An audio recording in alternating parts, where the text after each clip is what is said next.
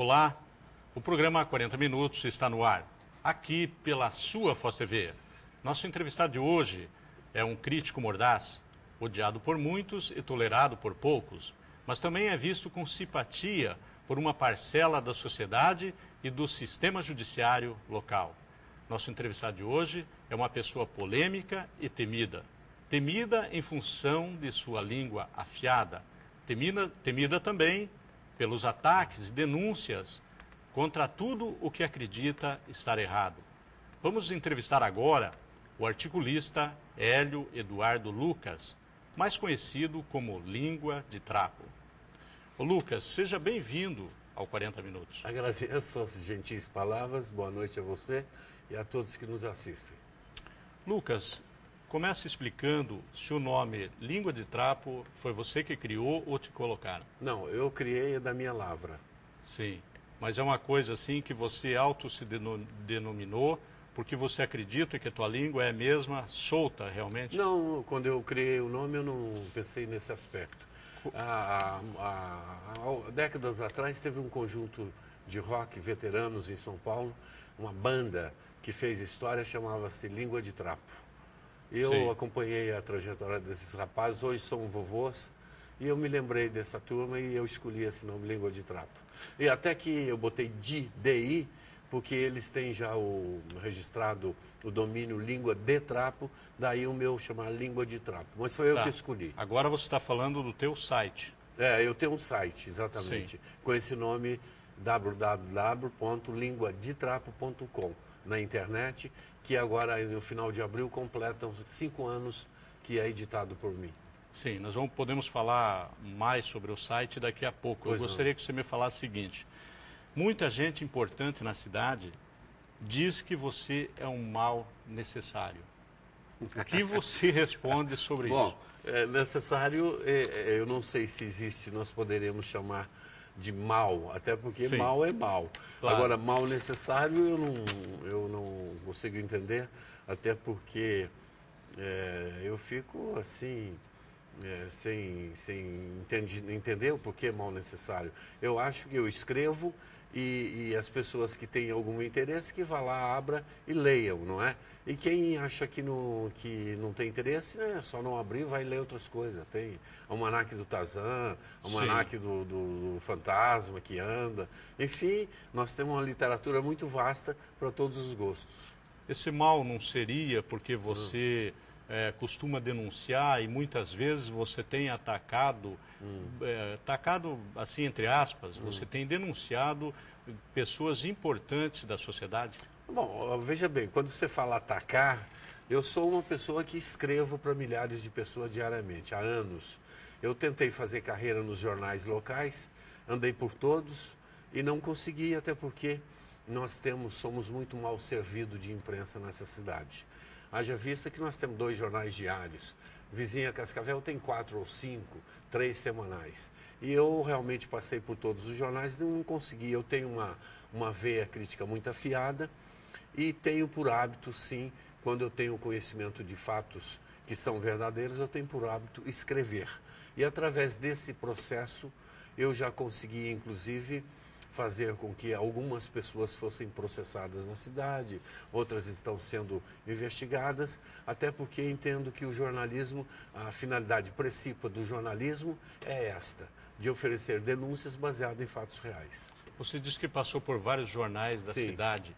Você ficou com alguma mágoa de algum? Não, absolutamente. Até porque eu não tenho mágoa de nada. A vida é um eterno aprendizado. E esses veículos que eu passei, eu adquiri algum know-how e hoje eu coloco em prática no meu veículo, que é o site. Aliás, eu continuo escrevendo um jornal importante estadual, não é? Os jornais locais não me quiseram, mas um jornal estadual, que é o Impacto, tem 15 anos no mercado. Eu sou o correspondente do Impacto na Fronteira e também colunista, articulista do Impacto. Então eu continuo escrevendo no jornal, só que não em jornal local. Um jornal de Curitiba, que tem o meu site, e também durante 4 anos realizei entrevistas como você, não é? Na TVC Canal 20. Agora eu deixei o canal e estou para estrear um novo programa. Aliás, eu vou anunciar em primeira mão. Você gostaria? Pode aqui ser, no seu programa. Fique à vontade. Eu vou estrear um programa no canal 21 do Jorge Pedroso e do Hélio Clóvis, um programa com formato diferenciado, um programa opinativo. Eu vou dar opinião, a minha opinião sobre os mais diferenciados assuntos.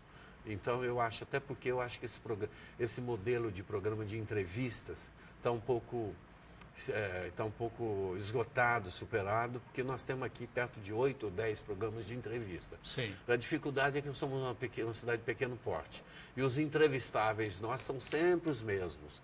Então você tem um programa de entrevista como eu tinha de segunda a sexta, diariamente, de 1 hora, fica muito difícil. Sim. E você chama um convidado, daqui 15 dias tem que retornar com ele.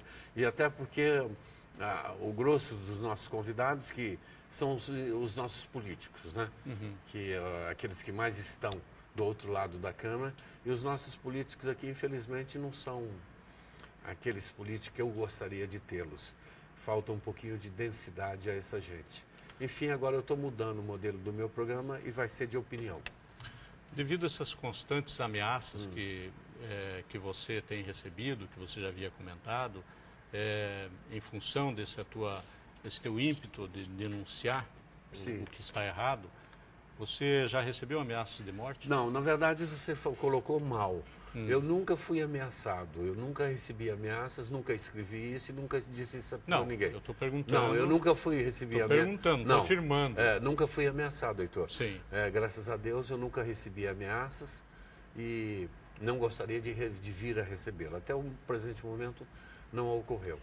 Sim. Não, nunca fui ameaçado. Eu pergunto porque você uma vez foi preso e você colocou no seu site que poderia ter sido morto lá dentro da cadeia, alguma coisa assim. Me permite falar um pouquinho disso? É um Pode fato falar. que marcou muito a minha vida. Vamos aos fatos. No dia 28 de dezembro de 2004, eu fui atraído a uma cilada num restaurante ao lado da minha casa, onde eu moro há 10 anos. Um cidadão, um ex-laranja do Paraguai, recebeu um benefício, lhe prometeram um emprego público na prefeitura para que ele me atraísse a uma cilada com o intuito de vender uma publicidade para o meu site. E eu fui e, num determinado momento, eu não sei se foi a ajuda de Deus, a mão de Deus, mas antes de ir nesse fatídico encontro, eu convidei um advogado, que é meu advogado da cidade, eu não vou declarar o nome dele, mas ele foi comigo. Eu até convidei para tomar um chopp comigo lá nesse restaurante, onde eu iria fechar o negócio da publicidade. Ele sentou-se o advogado numa ponta, numa cadeira, o cidadão que me atraiu para a cilada na outra e eu aqui. E começamos a negociar. Num determinado momento, eu peguei um recibo, preenchi com valor, ele me repassou o dinheiro, que era a venda de uma publicidade. E nesse instante chegaram 2 policiais civis e me prenderam, me algemaram e perguntaram: não adianta falar nada que a casa caiu. Eu falei: mas o que o senhor está... Não, o senhor está preso por extorsão, foi filmado tudo. E meu advogado do lado falou: mas o que é isso? E não adiantou, foi todo mundo para a delegacia. Curiosamente, não prenderam o advogado também, porque se eu estava extorquindo alguém e o advogado estava ali na condição de meu advogado, logo seria partícipe, né? No mínimo cúmplice. Ele não foi preso. Eu até entendo porque não prenderam-no, até porque não queriam mexer com a OAB. Bom, eu realmente fiquei preso durante 18 horas. Assim que a informação da minha prisão chegou ao conhecimento da Justiça, o juiz imediatamente relaxou o flagrante, porque ele não havia provas da acusação. Então, foi relaxado o flagrante, eu fui embora para casa, mas uma coisa que me marcou muito. Sim. Foi a primeira vez que eu fui preso. Você sofreu com isso? E até hoje eu sofro ainda, sempre que eu toco num assunto, uma experiência que eu passei que eu não gostaria de que ninguém passasse. É muito... E depois eu fui colocado num cárcere e com presos violentos e o plano diabólico era para que eu fosse violentado no cárcere. Graças a Deus foi abortado, a justiça abortou, eu fui embora e a vida continua. O mesmo grupo que tentou isso continua na cidade e eu não vou citar nomes para não ser indelicado. Passei por isso, mas a vida continua. E todas as vezes que tentam algo contra mim, a minha popularidade aumenta e os meus acessos no meu site aumentam. Eu sei que você vai me perguntar na sequência, mas já vou lhe responder. Quantos acessos eu tenho? Não vou dizer porque é um segredo meu, mas eles são milhares. Para você ter uma ideia, os meus acessos a cada 24 horas, eu imagino que dá mais do que os jornais diários, as tiragens que ele tem. Eu estou muito satisfeito em saber que eu posso contribuir em alguma coisa para a sociedade, às vezes até mudando comportamentos, formando opinião. Não é? E se quem não quiser ir parar no meu site, é só andar direitinho na linha. Mas se alguém aprontar alguma coisa, pode ser até vaca sagrada, porque aqui em Foz tem muito, como toda a cidade, tem as vacas sagradas. Aquelas vacas sagradas que não podem, elas só podem aparecer em colunas sociais. Nas outras colunas policiais elas jamais irão. Mas no meu site, se elas aprontarem, elas poderão parar lá. Você anda armado? Não, eu não abomino arma, não gosto. Eu sou anti-beligerante. Sou contra armas. Você não vê a necessidade disso? Não, porque eu nunca fui ameaçado e eu não vejo necessidade e sou contra pessoas andarem armado. Eu fui a favor do desarmamento, aquele grande plebiscito, não é? Eu acho que a pessoa armada, ela fica muito mais perigosa. Você, no seu site, eu vejo que você tece duras críticas até para pessoas importantes da cidade, pessoas de renome. Sim. Alguma vez você já cometeu alguma indelicadeza ou a chamada barriga, no jargão jornalístico, Sim, de você errar naquele momento e depois se redimir, admitir que você errou? Sim, não tenha dúvida. Às vezes eu publico errata. Eu tenho por hábito, o sucesso do meu site, Heitor, não deve ser a mim. O sucesso do meu site deve ser as minhas fontes jornalísticas. Você é jornalista, sabe disso. Quem tem fonte, tem sucesso. Quem não tem fonte, não tem. As minhas fontes chegam 90% através de e-mail, os outros telefonemas, envelope debaixo de porta. E o meu sucesso, eu dou muito furo no meu site, porque eu fico sabendo de quase tudo que acontece na cidade. E o meu leitor é um leitor de internet. Ele é um leitor de classe média, ele é uma pessoa esclarecida. Uma pessoa que liga o computador para ler um site, um blog, ele é uma pessoa que exige um pouquinho mais. Então eu tenho muito cuidado ao escrever para que esse leitor que me descobriu, que me lê, que não me abandone num determinado momento. Mas, para minha felicidade, isso não vem ocorrendo, até porque os meus acessos continuam aumentando gradativamente. Lucas, nós vamos para o intervalo comercial e voltaremos logo em seguida com o programa 40 Minutos.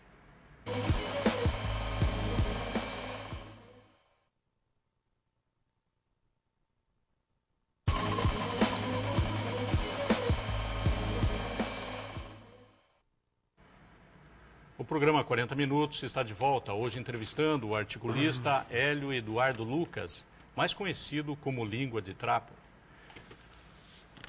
Hélio ou Lucas? Como queira, pode me chamar de Lucas. Lucas é melhor, né? Você é mais conhecido como Lucas. Quem me chamava de Hélio é minha mãe, mas como você não é minha mãe, me chama Lucas. Tá bom, tá explicado. Meu nome é Hélio Eduardo Lucas, eu tenho 3 nomes próprios. Sim. Mas fique à vontade. Devido à sua irreverência, falam que você vem acumulando muitos processos, pelo menos comentam isso. Isso, Quantos processos você tem contra você e por quê? Tá, eu acho oportuno você tocar nessa tecla, que eu tenho a oportunidade de dizer ao seu público que isso é uma grande falácia. O mesmo grupo que engendrou essa diabólica armação para me calar é que vive apregoando na cidade que eu tenho mais de 40, 50 processos.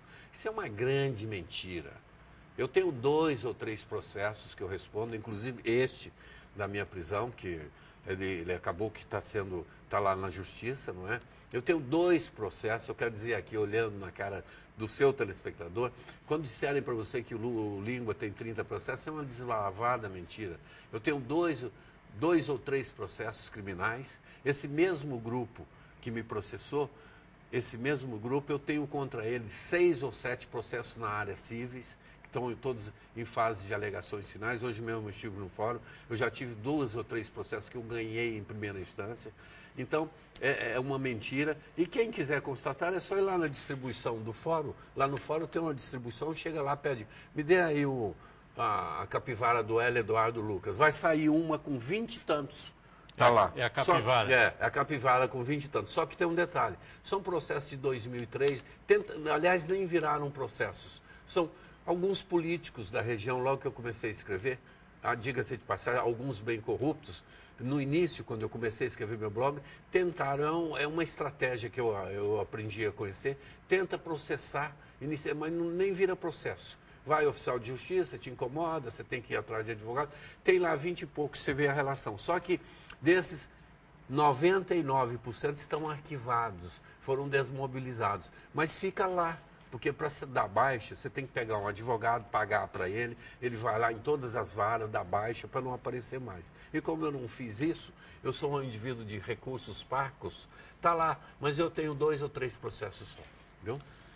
Lucas, vamos falar um pouco sobre as suas origens. Sim. De onde você veio e Tá. por que você veio para Foz do Iguaçu? Tá, eu vim para Foz do Iguaçu, como eu fui para Blumenau, como eu fui para Porto Seguro, como eu fui morar em Curitiba, como eu fui morar no Rio de Janeiro, como eu fui morar em Goiânia e assim sucessivamente.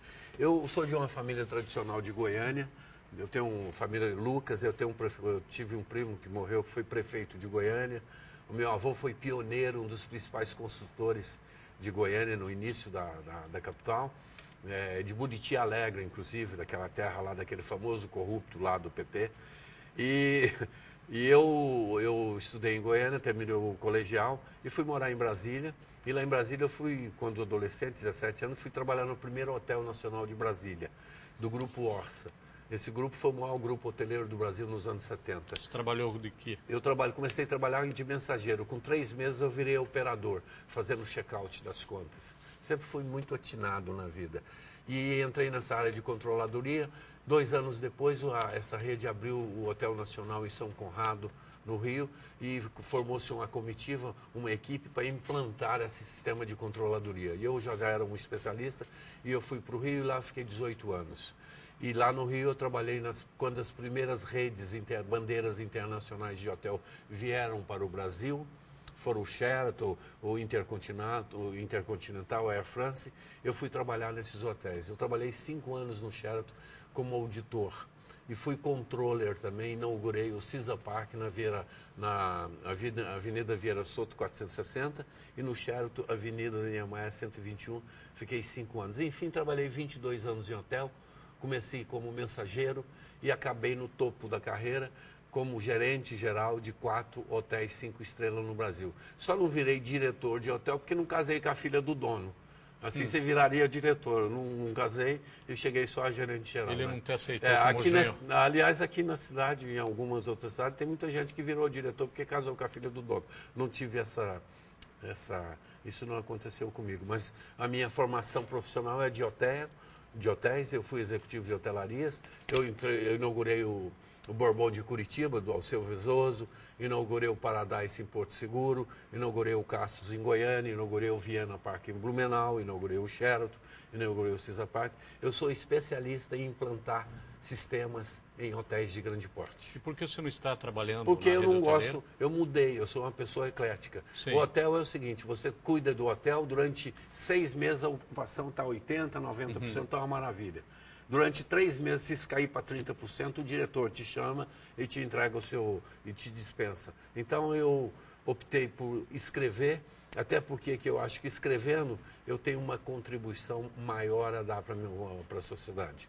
Porque através da escrita você muda comportamento, muda hábitos e promove de uma certa forma uma justiça social. E você chegou em Foz para trabalhar em hotel? Para cuidar de um hotel que estava falido.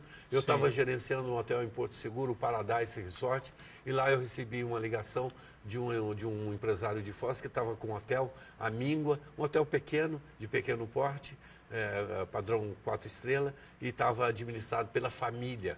Toda a família lá, em cada setor, tinha um ranço familiar muito forte, o hotel estava definhando, e eu vim para cá e durante 4 anos eu fiquei lá, levantei o hotel, paguei R$500 mil de passivo, e foi na época, início de 93, na época que a cidade vivia cheia de comprista, todo mundo ganhou dinheiro a rodo. No meu hotel tinha 4, 5 ônibus todo dia na porta.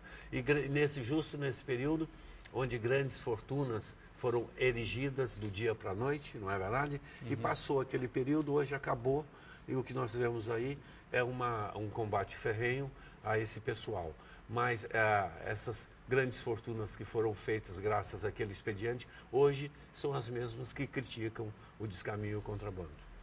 Bom, eu vim para Foz parar aqui e durante 4 anos cuidei do hotel, depois saí, deixei o hotel e comecei a mandar notinhas. Notinhas, eu gosto muito de ler. Eu leio em média 2, 3 livros por mês. quem lê tem facilidade para escrever, não é, Heitor? Sim. Você lê Isso também, é um fato. Heitor? Leio muito também, Bacana. isso é um fato. E eu gosto muito de ler e, por ler bastante, acabei aprendendo a escrever. Eu não sei se eu escrevo bem ou não. Enfim, comecei a mandar notinhas para os meus amigos colunistas dos jornais locais.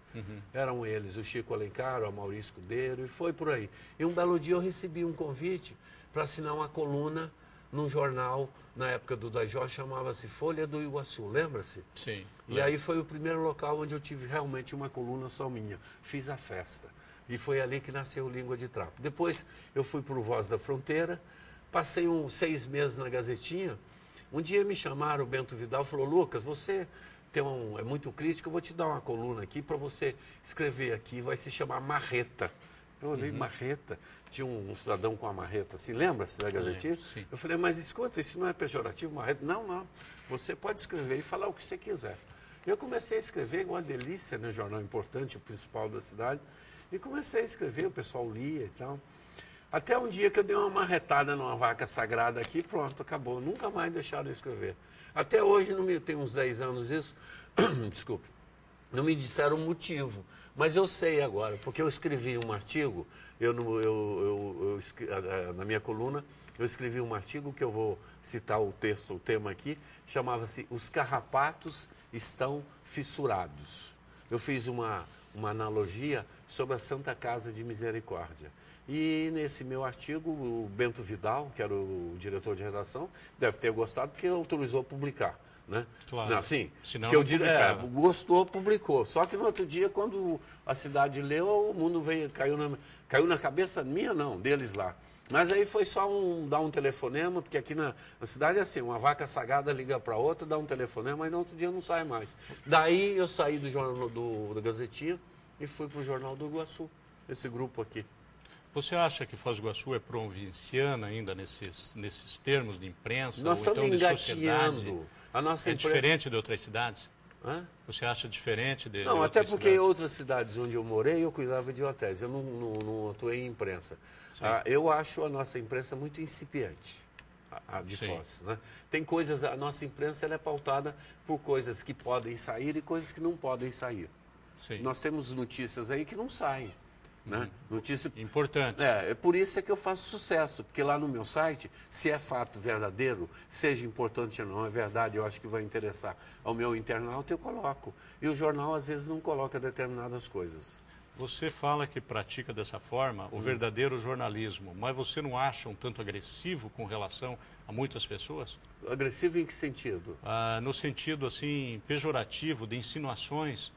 Você coloca muitas mensagens cifradas e também você coloca apelidos em muitas pessoas. Sim, eu coloco apelido, eu acho uma maneira jocosa de... Eu não sei se você já lê a Folha de São Paulo. Sim, existem os articulistas. Você já leu o Macaco Simão? Já. Tem 18 anos que Sim. o Macaco Simão faz sucesso numa Folha de São Sim, Paulo. ele tem um estilo dele. É o estilo dele, ele Sim. faz sucesso, é super lido. Claro. Eu tenho o meu estilo também. Eu boto apelido e sou lido. Eu acho que botar apelido, a Constituição nos garante a livre manifestação do pensamento. É a democracia. Você é jornalista também, botar apelido não é crime. Sim.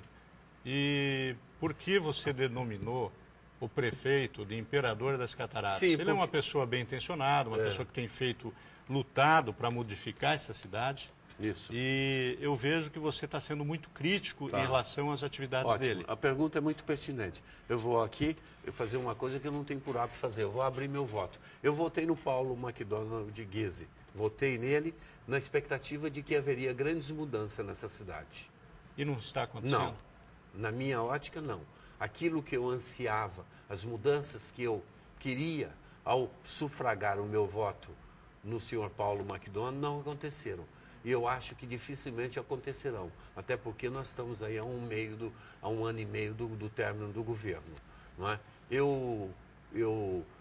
Você perguntou sobre o apelido Imperador? Sobre por que você apelidou. Não, porque o Paulo tem qualidades, mas também tem defeitos, como todo ser humano. Não, todo mundo tem. E eu acho, particularmente, é uma opinião minha, que o nosso prefeito ele é muito oligocêntrico, ele tem por hábito não compartilhar as suas decisões. Né? A gente, no dia a dia, tem observado isso. Ele toma decisões isoladas e eu acho que o homem público uma pessoa que gerencia uma cidade do porte da nossa, ele tem que participar mais, ele tem que ouvir mais aqueles seus auxiliares diretos, principalmente o secretariado. Tá bom, Lucas. Nós vamos para mais um intervalo comercial e voltaremos logo em seguida com o programa 40 Minutos.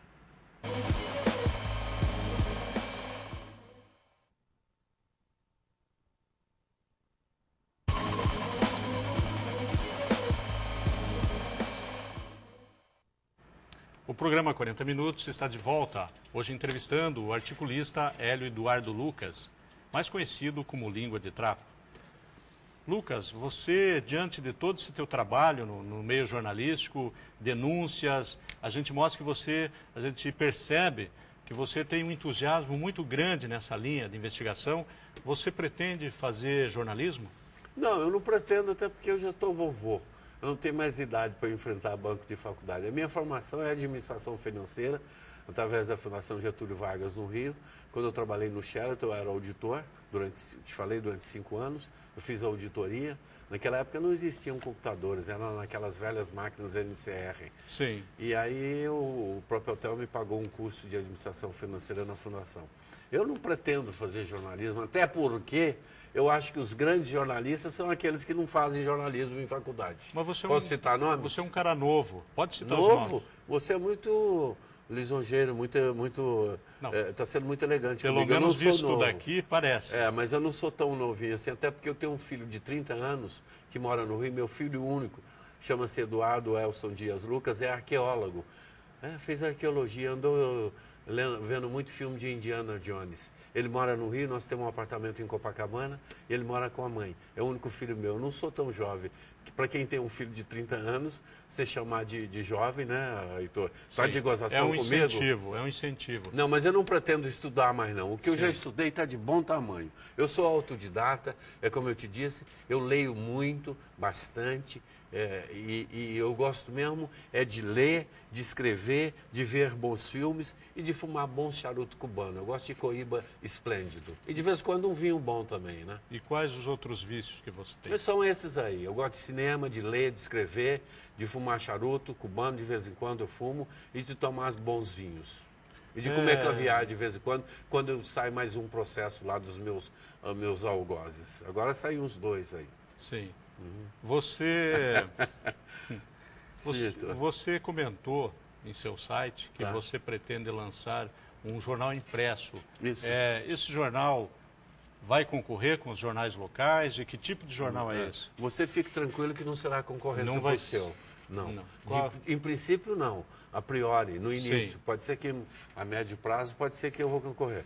Sim. O seu jornal é comercial. É um grupo de pessoas antenadas da cidade, empresários bem-sucedidos. Pode citar o nome? Não, porque seria indelicadeza da minha parte, eu não tenho permissão deles para fazer isso. Me procuraram porque acham que o meu trabalho na internet é um trabalho importante para a cidade. É daquele grupo que gosta do língua, né? Tem gente que não gosta. Aquele grupo que gosta me propôs bancar financeiramente a impressão. Seria a impressão, nós tiraríamos do que está na internet, imprimiria. E não seria bem um jornal, viu, Heitor? Sim. Em princípio, nós estamos pensando em folhetos. Folhetos folheto que seriam distribuídos ao povão. Gratuitamente? Que está exatamente, ao povão que está nos pontos de ônibus, nos sinais, enfim, para a gente da rua, a gente comum que poderia ter acesso aos meus escritos, porque a internet, você há de convir que são pessoas que, classe AA, que só que têm acesso. Então a ideia é essa. Sim, é mais a formadores de opinião e você quer levar os seus pensamentos às classes menos favorecidas. Quem sugeriu foi um grupo de pessoas e eu analisei e acho que, por que não, né? A satisfação de quem escreve é ter mais e mais pessoas lendo a gente, não é assim, Heitor? É lógico. Então, quanto mais pessoas, lendo, melhor. Você, há pouco tempo, denunciou irregularidades no Salão Gráfico de Foz do Iguaçu, Salão do Humor. Isso. Fato em que os acusados não conseguiram se justificar perante o Ministério Público. Isso. Eles foram chamados e o próprio promotor falou que deu ampla oportunidade e não conseguiram se justificar.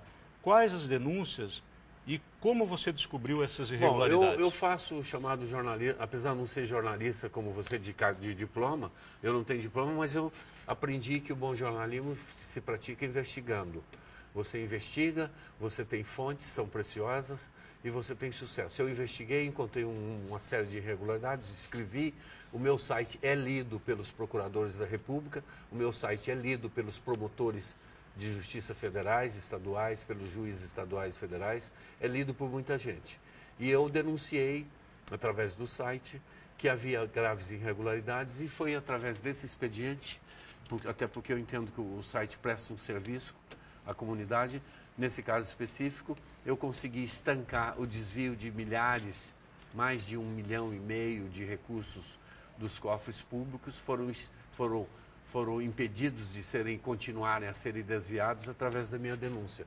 O primeiro Festival de Humor das Cataratas do Iguaçu, que aconteceu em 2003, foi motivo de uma investigação do Ministério Público Federal e redundou num processo federal, que você tem conhecimento, que está na Justiça, na área civil e na área criminal. São 13 pessoas que estão denunciadas, entre elas uma figura de renome internacional, o senhor Ziraldo e o seu irmão Zélio. E está lá, se a Justiça entender que são inocentes, serão inocentados. Se forem condenados, terão que ressarcir aos cofres públicos esse dinheiro possivelmente desviado. É muito dinheiro, nós estamos falando de cada festival, qualquer coisa, algo de 600 mil reais. Como são 3 ou 4 festivais que vão passar pelo crivo do Ministério Público, nós estamos falando aí de quase 2 milhões de reais. Sim. Em Foz do Iguaçu, de vez em quando, surgem algumas polêmicas que são bastante discutidas perante a opinião pública e às vezes vão para fora. Sobre essa mudança do nome dos saltos lá nas cataratas, Sei. Garganta do Diabo, qual é a sua opinião? Minha opinião é rápida. Eu sou plenamente discordo. Eu acho que a cidade tem coisas mais importantes, necessita de uma abordagem das nossas autoridades imediata, principalmente nesse aspecto da violência, que está muito acirrada. Acho inoportuno meter sincretismo religioso numa coisa que não tem nada a ver. Trocar o nome de uma coisa que a natureza colocou ali. Sou totalmente contra, acho que inoportuno e não deviam pensar nisso não. Os nossos turistas não vão deixar de vir ou de não vir por causa de um mero nome de um local que é visitado por pessoas. Acho que deveria deixar como está e ater-se a coisas mais importantes. Sou contra. Você acredita, então, que não influi no turismo a mudança do nome? Não.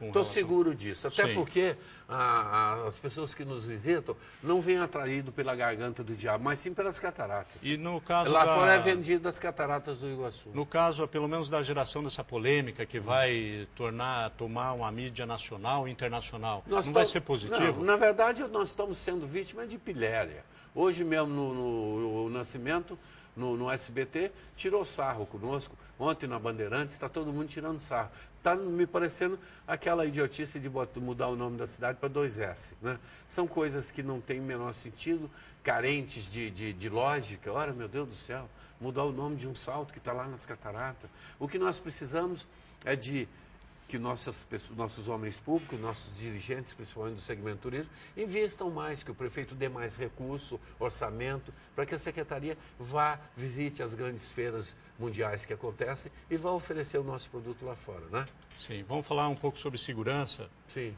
Nós tivemos há poucos dias, né, tivemos a visita aí de um policiamento que foi mandado pelo Estado e no domingo se retiraram. Sim. Como que você vê esse aspecto de mandarem policiamento e avisarem quando chegam e quando vão embora? Acho de uma idiotice a toda a prova, até porque operações policiais, o grande trunfo de toda operação militar ou paramilitar é justamente o sigilo, não é? Certo. É sigilo. Aqui é comum, nós tivemos um delegado aí, corrupto, que saiu algemado daqui porque recebia dinheiro dos bicheiros, o tal que mandou me prender, para meu consolo, né? Vou até dar o nome, o Jordão, que ele quando vinha aqui para ter essas operações espalhafatosas, diga-se de passagem, né? Ele ligava então isso está lá no processo da Operação Avalanche da PIC, está lá, ele ligava para os capos da cidade, tal dia vai vir o pessoal aí. Eu acho que essas operações esporádicas, elas inibem inicialmente, naquele momento, a criminalidade. mas assim a médio e longo prazo elas não têm efeito nenhum. Isso é mais coisa de efeito para... Efeito moral. Não tem eficácia. Eles ficam 3, 4 dias aí, aqueles comboios com sirenes abertas, os vagabundos pulam tudo para o Paraguai, porque aqui é muito fácil, atravessa a ponte, quando vão embora volta todo mundo. O nosso problema de segurança está intrinsecamente ligado à questão social. Com essa questão da aduana, o problema recrudesceu, não é verdade? Porque milhares de pessoas que viviam daquele expediente, as formiguinhas, hoje estão aí caindo, estão caindo na marginalidade. E haja cadeia para prender essa gente. É preciso gerar emprego, que é uma das promessas, aliás, de todos os nossos prefeitos que chegam na prefeitura, não é? No palanque, vamos gerar emprego, vamos criar os xerifes de bairro, vamos fazer uma cidade segura para a nossa gente. E é isso que eu não tenho visto. Você tem visto? Não. Nem eu. O nosso programa está chegando ao final. Eu gostaria que você fizesse algumas considerações. Sim. Se você tiver interesse, pode ficar à vontade. Eu queria agradecê-lo, viu? Eu tenho uma profunda admiração pela sua pessoa, Heitor. Você é um jornalista, um dos nossos bastiões da moralidade. Você é uma pessoa íntegra, é um grande profissional do segmento também, que de uma forma ou outra acaba atuando. Você tem um jornal impecável, um jornal comercial que cumpre com a sua função, e você tem esse programa, e eu admirei, nós todos o admiramos. Eu acho que você é aquele tipo de pessoa que não tem inimigo, ao contrário de mim. Conseguiu passar pela vida sem fazer inimigos. Eu quero cumprimentá-lo, o seu programa é muito bom, eu sempre que posso assisto. A vocês que nos prestigiaram com a sua atenção atenta, aos telespectadores, agradeço. E é uma pena que não possamos ter um pouquinho mais de tempo para mim continuar contando um pouquinho mais da minha vida. Na verdade, a minha vida é um livro aberto, não tem mistério nenhum. E só para finalizar, eu não caí de paraquedas aqui em Foz do Iguaçu. Tem pessoas que acham que, de repente, eu tenho uma história, e a história, em poucas palavras, eu tentei transmitir para o seu telespectador. É isso, eu agradeço muito, fico honrado em ter recebido o convite. Não é todo mundo que tem coragem de me entrevistar. Você teve e merece a minha admiração por isso. E não percam, dentro de poucos dias eu estarei dando as minhas opiniões no canal 21, na TV, na Foz, oh meu Deus do céu. Foz TV aqui. Foz TV aqui, canal 7. Eu estarei no canal 21 do meu amigo Jorge Pedroso, iniciando um programa de opinião. Conto com vocês também. E você, muito obrigado. Tá ok, Lucas. Agradecemos a sua participação. Tá? E o programa 40 Minutos termina aqui. Obrigado pela teleaudiência e um teleabraço para você.